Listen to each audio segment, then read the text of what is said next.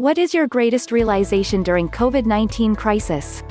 That my family really is all to me. The pandemic proved I was not as selfish as I thought I was. I absolutely love to travel. Everyone who really knows me is aware of this. My husband and I happily planned and anticipated a transatlantic cruise and road trip in Europe this spring with friends to celebrate our 40th wedding anniversary. We then saw the pandemic get worse, it was all cancelled, and we're getting full refunds.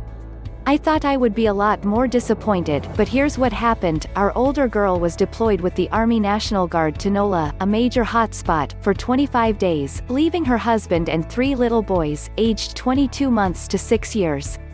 She was directly across from the field hospital there. Normally my husband and I would have been helping out, we live nearby and normally take over in emergencies.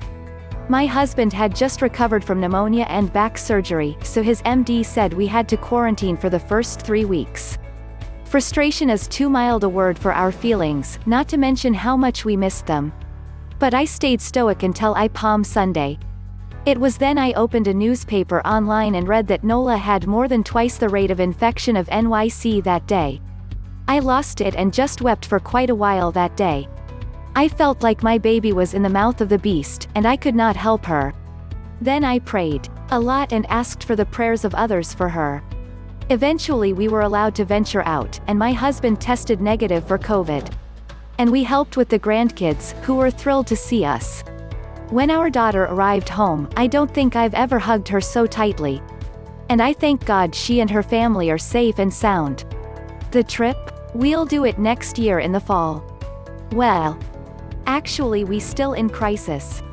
There might be some more later, but, as far as it appeared, it seems that people can do without governments, but the economy not. We need an economy to function as we witness in the downed economy, the collapse of everything worthy of living. Hell on earth, my brother. A sense of hell on earth, if normalcy is not restored. People totally miscalculated, misconceived, or misconcept the reality of the ongoing pandemics, became carefree, careless just to get back to work. That, I realize, is the string of living, and with that string broken, we're finished. At least that's what it seems like. Somehow, when President Trump flexed his powers and shut down the government, that didn't seem to be scary as the collapsing of the economy and its affiliates in the pandemic fear. No government, we good. No economy, we dead.